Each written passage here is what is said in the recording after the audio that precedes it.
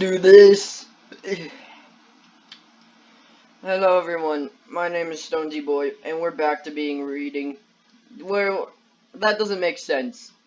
Anyways, I'm going to be reading today, but only a couple of pages, because last time we read a lot of pages. Today, we are reading To Be Beautiful. It's a new chapter in, our guy's life, or maybe a new person. Here's the, commentary part of it. Flat and fat. Those were two words that Sarah thought when she looked in the mirror, which she did a lot. So our new character, Sarah. Nice to meet her. How should somebody with such a curved belly be as flat as an ironing board everywhere else? Other girls would describe their shapes as being an hourglass or a pear. Sarah was shaped like a potato. Looking at her bulbous nose, her prominent ears, and how all of her parts seemed to be stuck onto her body at random, she was reminded of Mrs. Mix and Match doll she had as a kid. The one with different eyes, ears, noses, mouths, and other body parts that would stick onto her to make her look as hilarious as you wanted. And so that was the nickname she came up with herself, Mrs. Mix and Match.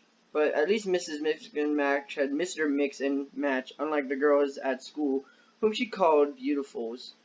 Uh-oh. Sarah didn't have a boyfriend or any prospect of one. Sure, there was one boy she looked at, dreamed of, but she knew he wasn't looking at or dreaming of her. She guessed that she, like Mrs. Mix and Match, in her single days would have to wait around until some equally unfortunate looking guy came along. But in the meantime, she needed to finish getting ready for school.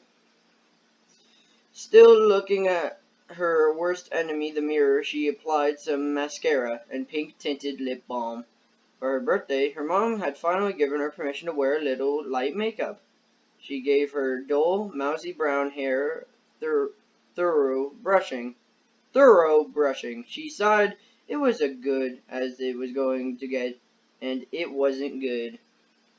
Now to the actual book itself. The walls of Sarah's room were decorated with photos of models and pop stars had cut out the magazine. Their eyes were smoky, their lips were full, their legs long. They were slender, curvy, and confident, young but womanly, and perfect bodies were wearing clothes Sarah couldn't even dream of affording. Sometimes when she was getting ready in the morning, she felt as if these goddesses of beauty were looking at her with disappointment. Oh, they seem to say, "Is that what you're wearing?" Or, "Is that what you're wearing?" I can't do a girl voice. "Is that what you're wearing?" Or, "No hope of a modeling career for you, sweetheart." Still, she liked having the goddesses there. If she couldn't see beauty, then she looked in the mirror. At least she could see it, and she looked at the walls. Real quickly, I'm going to put a marker on page 80. We're only reading 13 pages today, and then it's going to be back to the regular 20. Okay.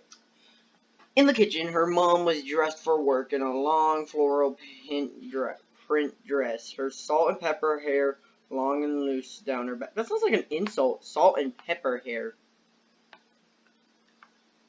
That really does sound like an insult. I'm going to use that on someone, see if they get offended. Anyways. Her mom never wore makeup or did anything special with her hair, but she had a tendency to put on weight around her lips. Still, Sarah had to admit that her mom was a natural prettiness she herself lacked. Maybe it skips a generation, Sarah thought. "Hey, Cupcake," Mom said. "I picked up some bagels. I got the kind that you like, with all the seeds. You want me to pop one in the toaster for you?" "No, I'll just have some yogurt." Sarah said, though her mouth watered at the thought of a toasty everything bagel, cream cheese. "I don't need all those carbs. I sound like a guy." Mom rolled her eyes. "Sarah, those little yogurt cups. You live on just 90 calories in them. It's a wonder you don't pass out from hunger in school." She put She took a big bite of the bagel she had fixed for herself. She had to put these top to bottom together sandwich style, and cream cheese squished out from when she chomped it. Besides, Mom said, her mouth full, you're much too young to be worried about carbs. I don't know what voice I'm giving her. I'm just giving her random stuff. And you're much too old not to be worried about them, Sarah wanted to say. But she stopped herself instead. She said, a yogurt and a bottle of water will be plenty to hold me over until lunchtime. Suit yourself. Yahoo! Mom said. But I'm telling you, this bagel is delicious. I should say something like about Dunkin' Donuts. Nah. Unlike most mornings, Sarah actually made it to school bus on time. So she didn't have to walk. She sat by herself and watched YouTube makeup tutorials on her phone. Maybe on her next birthday, Mom would let her wear more of mascara and BB cream. BB cream? Do they have Balloon Boy makeup? Is this canon? Like book canon? There's Balloon Boy cream? I don't like that thought. And tinted lip balms. She could get what she needed to do some real contouring to make her cheekbones look more pronounced and her nose less blushes. Getting her brows done professionally would take standards. Would also really help. Right now, she and her tweezers were fighting a daily battle against a unibrow. Before first period, she got her science book out of her locker and solved them. They strutted down the hall like supermodels during a runway show, and everybody stopped what they were doing and watched them. Lydia, Jillian, Tibathia, and Emma. They were cheerleaders, they were royalty, they were stars. They were who every girl in the school wanted to be, and every boy in the school wanted to be with. Haven't I seen this before? Like in a movie? Oh, right, every movie that has a girl main character in their school. Right. They were beautiful. The beautifuls. Each girl had their own particular brand of beauty. Lydia had blonde hair and blue eyes and rosy complexion, an idiot, while Jillian had fiery red hair and cat-like green eyes. Not a good driver. Tibathia was dark with chocolate brown eyes with luxurious black hair, a good bartender. And Emma had chestnut hair and enormous doe-like brown eyes, a normal person. All the girls had long hair, the better to flip, no, I'm sorry, TikTok user, better to flip luxuriously over her shoulders, and the slender but thorough curves fill out her clubs in the bust and the hips. And their clothes! Their clothes were as beautiful as they are. They looked like the thing I had, but blue, which costed like $7,000 more dollars. Sorry, I went my own rant. At a high-end stores, but in big cities, they visited on their vacations. Today, they were all wearing black and white, a short black dress and a white collar, and cuffs for Lydia, a white shirt and black and white polka dot mini skirt for Jillian, a black. We get it, they're wearing clothes. What are they, penguins? A voice cut off Sarah's. Huh? Sarah turned to see Abby, her best friend since kindergarten, standing beside her. She was wearing some kind of hideous poncho, a long, loose floral print skirt. She looked like she should be running for a fortune-telling booth at the carnival. That's mean. She's your friend. I mean, I make fun of my friends, but not their clothes. That's like too far. I said they look like penguins, Abby said. Let's hope there aren't any hungry seals around. She'd make a loud barking sound, then laughed. You're crazy, Sarah said. I think they look perfect.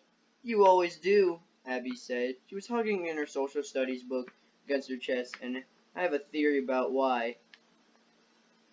Again! I'm joking. You have a theory about everything, Sarah said. It was true. Abby wanted to be a scientist, and all theories would possibly handy one day when she was working on her PhD. Sorry, my bookmark fell out. Bada bada bada bada. Your thing, Sarah said. It was true. Abby wanted to be a scientist, and all theories would possibly come in handy one day in her PhD. You know how we used to play Barbies when we were little, Abby asked. And when they were little, Sarah and Abby had each pink carrying cases filled with Barbies and their various clothes and accessories. They had taken turns carrying their cases to each other's houses and played for hours, stopping only for juice box and graham cracker breaks. Life had been easy back then.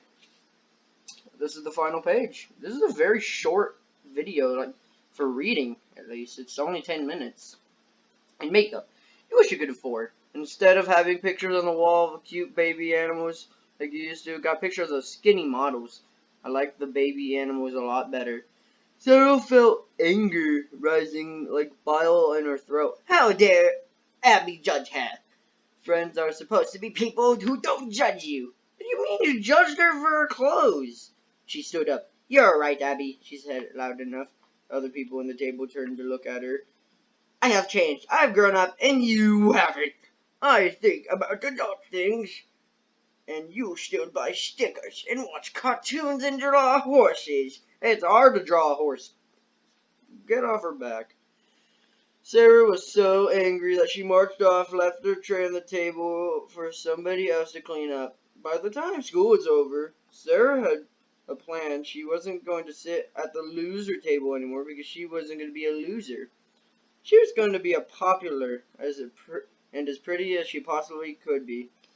I don't remember the days, but I wish I did. I really do wish. Pretty as she possibly could be. It's amazing how quickly her plan fell into place. As soon as she was home, she dug into her dresser drawer, kept her money, and had $20 for birthday money and from her grandma. And $10 for her allowance. It was enough. Beauty supply stores 15 minutes or what from her house. She could wheel there and back and do what she needed before Mom got home at 6.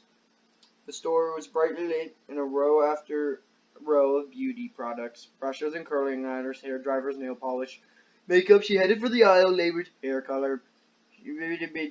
Okay, let me read this last paragraph and then we'll be done for this episode. This is a quick one. $1 million to become a blonde. She could do it for $10 and look like $1 million. She selected a box marked pure platinum, decorated. A picture of a smiling model with long, luminous white gold hair. Beautiful.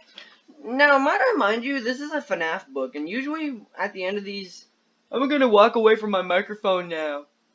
But usually in these, I would usually have a theory, like why a character's doing something. But I can't think of something for this. I mean, I can think of something. So, she wants to be beautiful. It's called To Be Beautiful. And there's only one character. There's a couple characters that I can think of for this. But knowing the fact that last time it was Spring Bonnie, they're not going to do this by characters known. They're going to do it by characters theorized. So, out of all the characters, I would guess Baby.